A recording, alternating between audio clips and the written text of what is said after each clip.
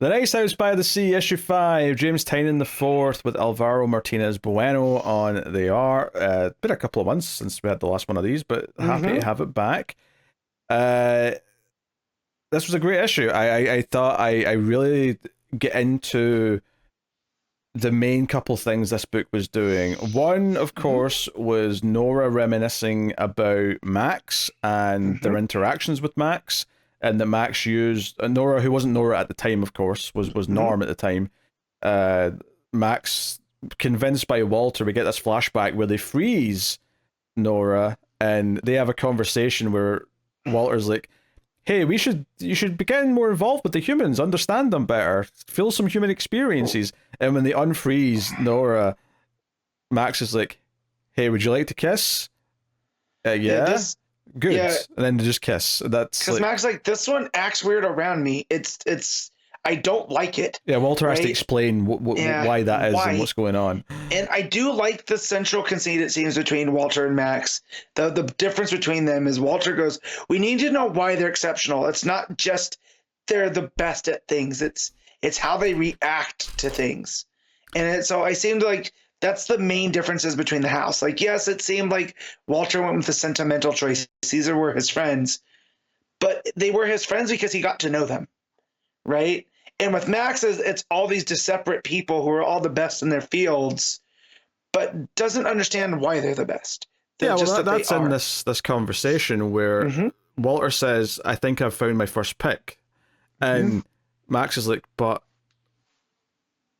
wait, what do you mean? They've not accomplished anything yet. They've not done anything yet. It's high school. It's a high schooler. What are you talking about? So I like that, and that kind of reminiscence. Obviously, it pays up for the cliffhanger at the end, which is that Max shows up to talk to Nora, and that's after Nora's done a whole scene talking to the sky, saying, "Hey, Walter, I helped you fake your death. I helped you build this place. Talk to me, damn it." And Walter does not show up. Walter seems to be there though. The dog runs back to Walter somewhere in whatever pocket dimension he's in near the house. And Walter generally looks sad that he's not responding. He looks sad that he's staying away from the house, or at the very least Nora. So I think that stuff's really cool. And then the cliffhanger, of course, is that Max shows up. Max shows up and says, hey, we need to talk. That's exciting. But I think the more exciting half of this issue is the more demented side, which is the second house, the house by the sea. They are torturing Oliver, the actor, to get information about the other house and who's in it, because they're already at the point. And to be fair, when I say torture, they're using their reality warping powers to string him up by what used to be his arms and legs, but it's just like tendons and stuff like going up into the walls. And they're just making him talk. And even when they're done with this at the end, they say, hey, we can't let him out, but we'll give him his arms and legs back, and we'll just give him like a room with no doors so they can't get out. Yeah, there's a window though, so we can keep an eye on him. Yes, of course. You know, make sure he's up to no good. But I do like that they seem to position the pop star as somebody with a conscience. You know, because they bring her into it. And she's kind of like, "What are you guys doing?" You know, so I do like there seems to be some. They're not all on one side, and also the big, like the hulky looking guy with all the big muscles. He's just like, there's no reason to be this vicious. But there's a group of them, and I got to give Bueno credit. He makes that group look sinister. That's standing behind with like they're monsters. And what I loved about the writing here is that they're having this conversation, and the one who's trying to convince them they have to do this, it's the big hulking guy who's saying, "Hey, like they're probably over there already considering the same course of action we are. They could come and kill us in our sleep. I mean, all these houses are all like the best of the best. Like." Those people over there will be our intellectual equals or better. And then you turn the page and they're not plotting to kill anyone at that house. In fact, they're trying to get the dog to fetch a tennis ball. And it's just this dichotomy of this house full of people who are the best of what they are, in theory, are instantly paranoid that this other house is going to try and kill them and are plotting the death of the other house. But the main house is like, we don't care. They're living. Yeah, we're just going to live. Yeah, it's fine. Yeah. Well, I love that the comedians, like, they're like, you're only throwing the tennis ball. You don't even know if the dog likes the tennis ball. He's like, everybody loves tennis ball. I'm not a dog, and I love playing with tennis balls. That line, for whatever reason, just got me. And just like it's just the complete normalcy that's going on as we know that the world around them completely gone. Yet they are living life in the most normal, boring way. I mean, talking about tennis balls. That's the thing, though. I think that in some way, the reason why Walter's house, if we ever get to the point where one is declared a winner, the reason why his house might win is because he didn't fill it up with narcissists. They're all acting like human beings, and it's all the other houses. Because as soon as this house caught wind that there's other houses, and eventually only one house will be picked to survive, they're immediately scheming, and they're immediately paranoid, and they're ensuring that they're the ones who are saved. Like, we have to win. Like 1%ers who are like, oh, we have to make sure we stay rich. We have to make sure we're the ones that keep all the power. Yeah. That's what they're acting like. So in a weird way, Walter's house may end up being the best group of people because they just actually act like human. Now, admittedly, we are seeing glimpses of what looks like the apocalypse in their house, and we've been seeing that since issue 1. So it doesn't seem like things are going to go amazingly.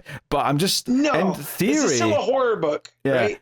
But maybe the decision's not been made by that point yet though. Maybe like the ultimate decision's not happened in that future timeline yet. So like I just think that's interesting that Walter's team, like he's picked out of friendship, might actually be the one that proves to be the best group of people because they're not trying to kill each other.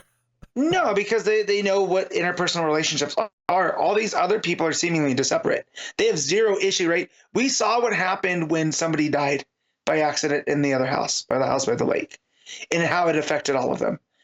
Here, they're torturing somebody, and it just seems like there's this lack of compassion because, well, he knew about this but didn't say anything. He's plotting against it. It's very much us versus them, you know. And I feel like that difference between them is kind of the crux of the book. And it makes it so easy to root for our main house by and large. There's no characters in the other house that might be sympathetic that we end up rooting for, but it makes it so easy to root for the main group of characters. I also really like that when Nora's ranting about the backstory and stuff to the sky, hoping that Walter's hearing, she kind of talks about how every time she was like made aware of who Walter was, and who what was going to happen, she always declined to be a part of it. But it was after Max like left and stopped being interested in her that was kind of like, it was after that when Walter said, hey, I'm telling you all this again, are you in? And that's when Nora, like the mind started changing, where the sadness of that loss of that relationship is what kind of made it so that she could accept what was being asked, and got involved with designing the house and all that. Kind of like the ante got upped when there was no more relationship. It's like, well, if the world's going to burn down, how can I best, how can I best help, and preserve something, almost like, we were talking about sorrow earlier, kind of that same kind of feeling. Yeah. I mean, I think it's just a case of someone being at their worst, and like just the idea that someone's trusting them with this task is going to make a person feel needed and feel like they're important when they feel at their worst. Just, I think is part of why it's so appealing. But as I said earlier, the dog runs off and goes to like a room that's all bathed in red art. I mean, whether it's red lighting or not, I mean, it's debatable, I guess. Right. But Walter's clearly reading transcripts of whatever's been said, because you see at the end of what Nora said on this printout. And he does seem sad. And he goes to like a bar, and wherever this place is that he is, and he just sort of cries at the bar top. There's no one else there. He's on his own. But I think that's the bar from the first issue. Oh, sure, So also, are we sure that Walter's just not the dog? Because we never see them on the page together, right? And when he goes to the room and he goes up to the boxes, there's that warp distortion of the dog, and now Walter's standing there. So that's how I've been reading it. Have you not been reading it that way? Wait, what? That Walter's the dog? Oh yeah, we've been saying that since. Okay. Well, because you just said the dog goes to Walter. That's why I was like, did I miss something? Oh, sure. Gotcha. But I think I was just because I hadn't really thought about it. But you're right, yeah. The dog transforms into Walter, yeah. Okay. I just meant you follow the dog and then Walter's there. Yeah. Okay. I'm like, dude, because I've missed things before. My brain just skipped a bit. But you're right, yeah. We've been saying the dog is Walter since the dog first appeared. and did the bushy face thing. Yeah. So yeah, no, super interesting. House by the Sea is plotting.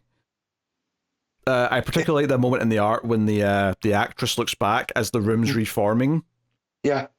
Into the prison that they're keeping him in, and just that look of kind of hesitation of like, oh, this is awful. What are we doing to this guy? Yeah. And Oliver's just left like on the floor, just in a ball, just weeping, saying, "Oh God." Super super dark. So you go to the final scene and you think, oh, is this them breaching over into the nice house by the lake? And because there's a storm, and like the character who like does this stuff at their house is like, wait, I didn't do anything. Why is this happening? And then you think, oh, this is them coming over, but it's not. It's Max, and Max says, we best have a little talk. So Max is now aware of this house and the stuff is going on. So it's a good cliffhanger. Yeah, but given everything they've set up, this is a fantastic cliffhanger. Really good cliffhanger. Yeah, because we've never met Max really one-to-one, like as a reader. You know, we've only... No, just the way that Max presents is very clinical. Yes. In a way that whereas Walter seems to be very emotional and sentimental. So I don't know how this is gonna go. Is this good or bad? You know, it feels very much like when Gozer shows up at the end of Ghostbusters, which was very bad. So curious to see. It's an interesting thing to compare it to. But yes, probably bad. I don't know, it kind of depends. Is Max being competitive and wants her house to win, or is she going to feel sad that Walter's gone? Is that even possible, given how much like unhuman they seem to be to begin with? I don't know. But no, and obviously the art is gorgeous. Like I say, that red bathed room that Walter's in is really well done. The storm's really good, and then the downright Hellraiser-esque shit that the torture is happening to Oliver with the other house. Because even just the idea that they can manipulate reality, where they can just take away his limbs while they're torturing him, because someone can control everything like a god. It's just such a smart idea. Yeah. Well, and there's a bunch of little artistic forces too, right? So we get all that stuff, right? And that looks all ghastly and whatnot. But then when we get to the dog and it's going through the other house, you follow the paw prints through the panels, which I think is a lot of fun. But then when we get to Nora, in their mind, like everything that we would think is beautiful, this landscape in between, it almost looks like a bunch of cross-hatched inks, and it looks like just a mess. And I don't know if that's supposed to represent like their mental state in all of this, because then when they climb to the mountain, you know, everything comes into view, right? And everything has the blues, and they're sitting up there with the sky and everything. Everything's more fully formed. So I think that's another fun little stylistic shift to kind of put you in the headspace of these characters. Yeah. All right. What are you rating Nice House by the Sea? I'm giving this an 8.5. I gotta go at least a 9 on this. This is just phenomenal. Great ideas, great building up the backstory, good cliffhanger. Art was fantastic. I mean, it's hard to find much of a fault, to be honest. 9.5.